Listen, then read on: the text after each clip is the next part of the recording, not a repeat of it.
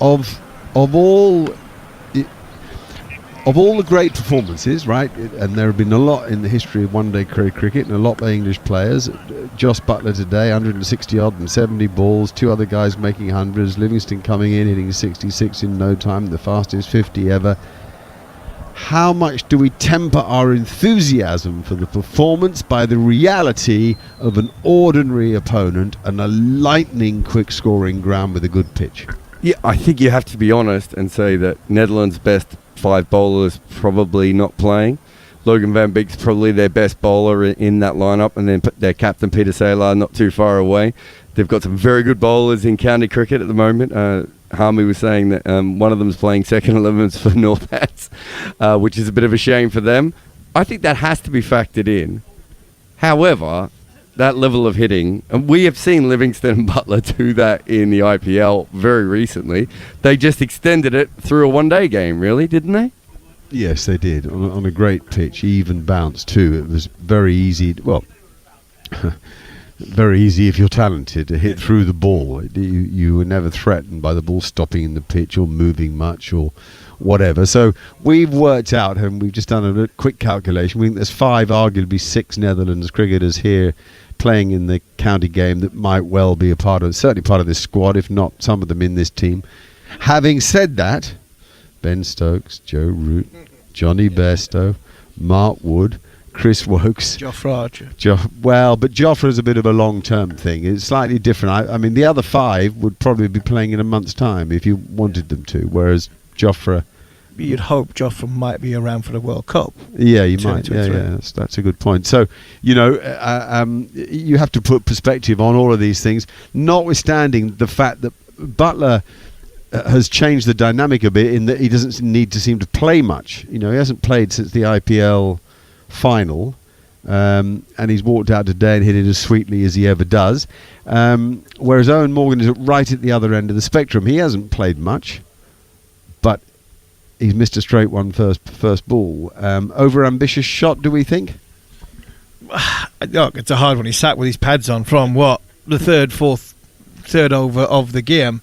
I said this to Manners on the Cricket Collective the other day. I think when they talked about Morgan as captain leader, he is so important. His value of batsman is probably less important until you get to the latter parts of a tournament where you can't really carry somebody. I look at the way that innings was constructed. Somebody in that middle was going to fail because of the unbelievable hitting from Joss and from the way that Dawid Malan played. So I never look too much into Eoin Morgan when he goes through these sort of peaks and troughs where he's either unbelievable or he goes through a barren patch. I think his leadership qualities are so important to this side that you can put up with him going through 1 or 2 lower scores. But I think... But I'm going to interrupt you here. Yeah. If and when Root, Stokes and Bairstow are available to play, it's honestly then hard to justify his place in the team. Not for me. I still think I'd have him. Okay. I still think I have him in my side. You look at 7, 8, 9. Moeen Ali in this game. Moeen Ali, David Willey, and Sam Curran. I think his leadership qualities, pulling the team together. I think the way he can change the dynamics of a game with a bowling change or not, just having that sort of that pressure moment and be in that moment very, very good. We've got Joss Buttler. Let's go live. Extraordinary. You've started off with a bang here. Yeah, certainly feels that way. Yes, I think the IPL couldn't have gone better for me. Absolutely loved it, and certainly that gives you a hell of a lot of confidence. So coming here, I was obviously feeling in good touch, and it was a really good wicket. We got a great start, and that obviously gave us a license to really attack. You had a tough old winter of it, really, up until that IPL. I mean, was it a case of just giving yourself a little bit of space, a little bit of room to clear the head, get out of sort of bubble life a little, and then just go out and remember how to enjoy yourself again? Yeah, absolutely. The World T20 went well. Obviously, the Ashes was tough, and I actually had 2 months of no cricket after the Ashes, and I thought that was really refreshing. I really enjoyed that time, and I spoke about the IPL. It turned out with not many expectations, but a lot of motivation and freshness, which I think is really key to, like you said, getting back to enjoying your cricket and having the energy and drive to really work hard and try and get the best out of yourself. Speaking of freshness, new regime here for England. How is that going? You've only had 1 or 2 days together, but it seems as though it's been pretty seamless in terms of the changeover to Matthew Mott. Yeah, absolutely. A good start for him, isn't it? So, I think this environment's been sort of, really solid for a number of years now, and we've got a really sort of clear-cut style of play. I don't think he wants to change too much of that. I think he's come in, wants to sort of sit back and watch us play, and obviously Morgs really has run the team really well for a long time as well. So I think there'll be some sharpening up in certain areas. I think like you say, this trip there's great opportunity for guys, and certainly I felt great to see Sam Curran as well back in the England shirt today. That was great to see, and it's a really exciting time for us. In terms of your game, you didn't look to play too many funky shots today. There wasn't a lot of scooping going on, a lot of hitting the ball straight down the ground out of the park. Is that just because of an assessment of conditions and bowlers, or is that something you're thinking, I want to do more of that, I want to keep hitting the ball back over the bowler's head? Yeah, I think, like you said, trying to work out the conditions, what feels right on the day. And I think certainly trying to back my six hitting a lot more than I have in the last 1 or 2 years. It's certainly something I'm sort of trying to stand a lot stiller and try and hit sixes. So, I think that was really the plan today. It certainly worked out well. You narrowly missed being the fastest man to 150 in ODIs by only 2 deliveries. So that's the only disappointment for you today, I guess. Yeah, I don't know. I'll take it at the start of the day. Okay, great stuff. Thanks very much, Joss. Thanks, Butch. Nice to hear from Joss. Jared, his 150 today came in 65 balls. Only A.B. de Villiers with 150 against West Indies when he was dressed in pink, famous occasion, at Johannesburg has beaten that with 1 ball quicker, 64 balls. Now, wait a minute, we have Peter Seeler, the Netherlands captain. I think we can go straight to him. Dropping those catches, I mean, you can't drop the best batsman in the world twice in 1 over.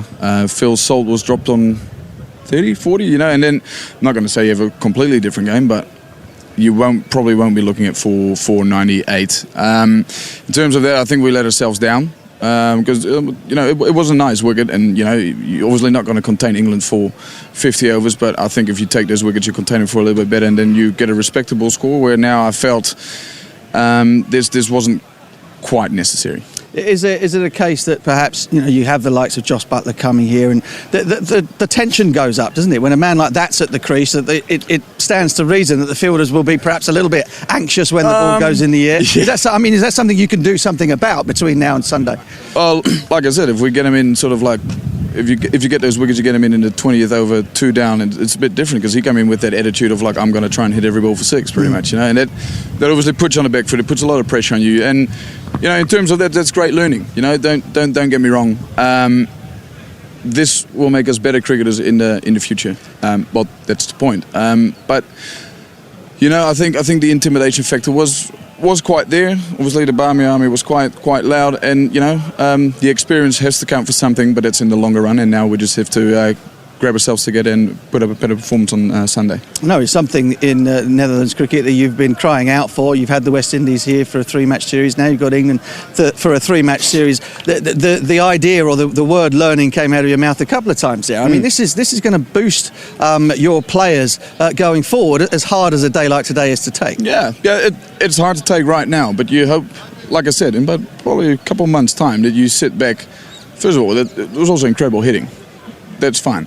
But if we become better cricketers of it, then it's a good learning. It's not a good learning if people now are scared to play, which I don't think will be the case in anyhow. If you don't look at our batting innings, I think the way Maxwell outplayed. Musa Nadeem had a nice start, and I think then if you come away here, probably we were looking at 300, just put up a respectable total, and also showing England like if you want to beat us, you have to not put up 498, but you have to put up decent totals.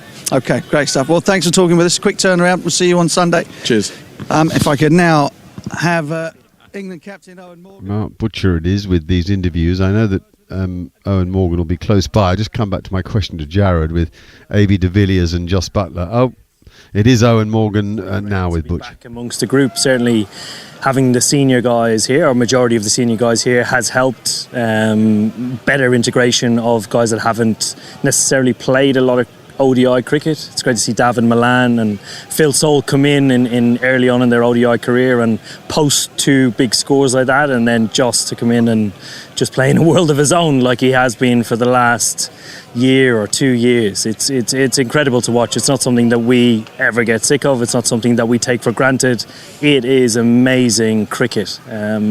And it is the reason he is probably the best white ball cricketer in the world at the moment. Yeah, I wouldn't disagree with that. You mentioned Phil Salt and Dawid Malan. Those 2 significant moments for the pair of them, and you're always looking to add more depth to your squad. You've got another couple of players who are bursting for places. Yeah, it's great to see the hunger within the deeper depths of our squad.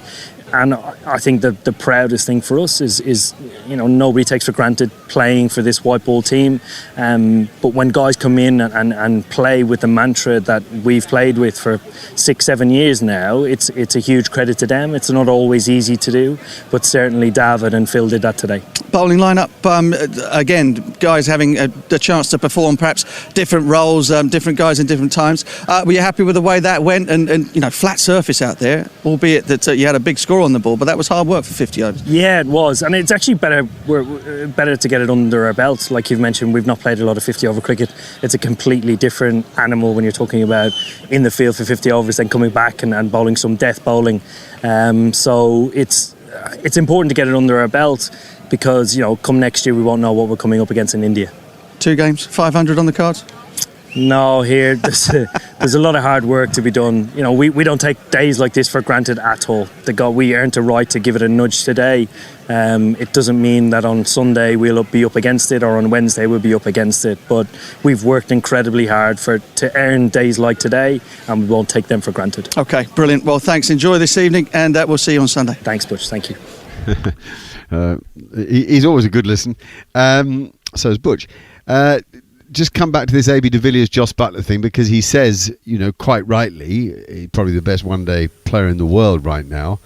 I can go further. I think he's, if you're picking an all-time team, you're starting to think about Jos Buttler as being a member of that side, and I can only think of AB de Villiers and Viv Richards would be the other one. And funny enough, it was Viv's 189 at Old Trafford against England back in 1984 that was always considered the greatest one-day innings.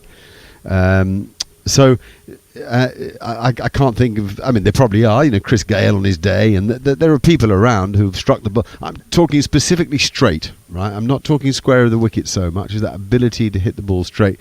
It's a remarkable ability. And Eoin Morgan makes a fascinating point. It's about the work you put in. It's about the preparation to be ready to perform like that, and then to let go. I always thought with AB de Villiers that I remember interviewing Ricky Ponting once and saying, if you're coming through now, what would you learn? And Ricky Ponting was like, I learned how to bat based on what Dean Jones had done, and I took it to the next level. If you look at what Jos Buttler is doing, he's basically looked at AB de Villiers and then just taken that to a slightly different level. And that's what all these guys have managed to do. Almost, I mean, Viv is probably the outlier because no one could copy Viv for 15, 20 years after what he did. But in every other way, everyone who's come through from Sanas Jayasuriya to Gilchrist and all those sorts of players, they've just added a little bit extra every time. And that's exactly what Jos Buttler does. He's better down the ground than AB de Villiers is. And he started off doing all the ramps and the flips and all that sort of stuff, but he's now better down the ground. He's a better hitter of the ball. And who would have... I mean, that's a ridiculous thing to say, because AB de Villiers is still one of the greatest white ball players of all time. Yeah, and I think it's his consistency now. I think Jos's consistency, the level he's at now, I think every time he goes out to bat, you feel as though he's going to get a big score.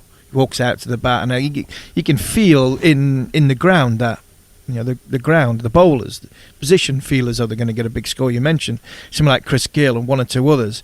You knew if they got off to a good start, he could get a big score. Where now you're looking at Jos and thinking, if he hits a couple down the ground, where the number could be endless. All right, we've celebrated the batsman, 100 for Phil Salt. Also for Dawid Malan, neither necessarily first choice players for the team, but both, as Eoin Morgan just pointed out, reminding everybody just how much depth there is to this squad. What did you make of the bowlers? The wickets were shared around, a couple for David Willey, Reece Topley, Sam Curran, 3 for Moeen Ali and 1 at the end there for Dawid Malan. What do you think, Steve? Yeah, I thought they bowled nicely. I thought the change-ups were good, the short balls were good, they executed the fuller balls.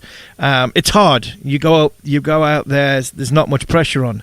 I think on Sunday they'll definitely field first. I can only imagine Eoin Morgan wanting to field first to put these bowlers under pressure. But when you've got 498 on the board, the pressure's off a little bit. It's more of a relaxed mentality. But I actually thought they executed it well. I'm chuffed to bits to see Sam back. I really am. I don't know what that kid's best place is. I don't know what his best role is. Whether he could be a batsman that's gonna, batsman that comes at 7 and bowls, or he's that. I just don't know what he's going to be in all 3 formats. So I'm pleased to see them back. I thought the 2 spinners, spin twins, bowled nicely. I think Reece Topley he's a good option. I actually think he's the lead of the left armers at the minute, who is probably pole position to go and play a World T20, especially in Australia.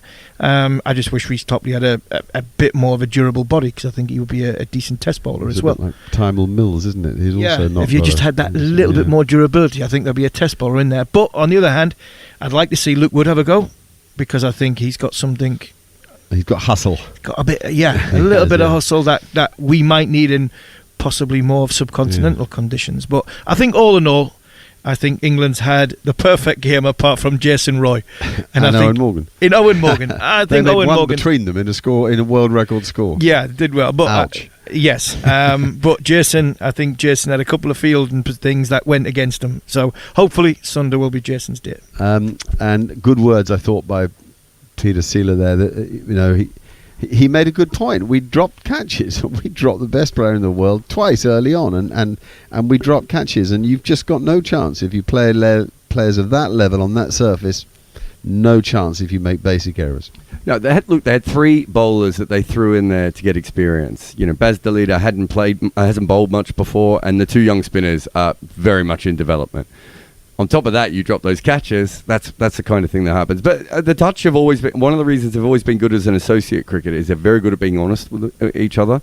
I think at times Ireland and Scotland they might have been more talented, but at times they've sort of not been that honest level to be like, this is how we have to get better. The Dutch have always been. I mean, when Peter Boren was the last captain, and he's trained Peter Seeler. It's exactly the same. They tell you exactly what they've done wrong at the end of each game, and they're saying this is what we're going to go and do to try and fix it. And this was a development game for them, and I think they've learned a lot. Let's hear from another voice in the England camp, another man who made 100. Here's Dawid Malan. Yeah, I'm here with one of the Centurions, Dawid Malan. A good day for you personally, and a good day for your fellow batters. Yeah, it's a brilliant day. It's a brilliant day all round. To almost score 500, 3 guys getting hundreds, and then to bowl them out in the end on that wicket was a fantastic performance. Were you disappointed not to get those 2 extra runs and make the 500 for the first time ever? Oh, definitely. When you look back, you always think, oh my gosh, I could have probably got an extra run here, an extra run there. To have got us over the line, maybe getting out slightly earlier, could have got Livy in slightly earlier as well, so we could have maybe got there a bit more. But look, we always go out there to push the boundaries, never put a ceiling on what we can achieve, and that just, I know, it just takes us one step closer to doing that. There's a great partnership between you and Josh Buttler there in the middle, and just the fans here, 4,500, Barmy Army just absolutely loving it. Was there a little bit of a competition in terms of who could hit the biggest 6? There were some pretty big hits today. But definitely not between me and Josh. Josh wins that hands down. He's an absolute freak when he gets going. I felt sorry for the Netherlands bowlers there. It looked like he was having a range hitting session at one point where he was just trying to hit everything for 6 and it was all coming out of the middle. But he's playing phenomenally well, and to come out and do what he did there after what he's done in the IPL is unbelievable. You're a very versatile cricketer. You've scored 100 in one-day internationals, tests and T20. How do you switch between the formats? Because that takes a lot of being able to read the game. Yeah, don't know. I have a very simple philosophy on cricket: is to do the basics really well, hit good cricket shots. I know I can play all 3 formats. I probably haven't done as well as I needed to do or should have done in the test, and that's down to me. But I just believe in the basics: play good cricket shots, react to the ball. And it's worked at times for me. And it must be great to get a win for the first game for your new coach as well. Yeah, definitely. I think this is our first ODI in over a year. So I don't think we knew what to expect from ourselves.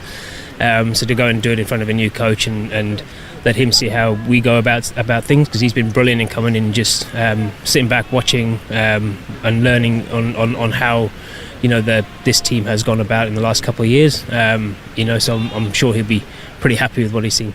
Finally, obviously, we're here in the Netherlands for the first time, but with 4,500 England fans here, does it feel like a home game? It definitely felt like a home game. I think Amsterdam could be in trouble tonight with all those Barmy Army strolling in there. But no, look, it's good to have all the support. That's what international cricket's about, and playing for England's about, is you have all the fans that travel to watch you. So thank you to them. David, thanks very much. Best of luck for Sunday. Thank you very much. John Jackson with that interview. Dawid Malan, 125 from 109 balls, 9 fours and 3 sixes. Phil Salt, 122 from 93 balls, 14 fours and 3 sixes. Jos Buttler, 162 from 70 balls. My gosh, 7 fours and 14 sixes. And then Liam Livingstone, unbeaten with 66 from 22 balls. And what did he have? 6 fours and 6 sixes. A staggering performance by England to go with the test match performance the other day when the team held the nation. So they've done it again here. They have the world record broken once more. 498 for 4. The boundaries are being pushed, said Dawid Malan, and we continue to look to do so. The margin of victory, 232. A spectacular show from Eoin Morgan's England side, led by Jos Buttler, who is in the form of his life.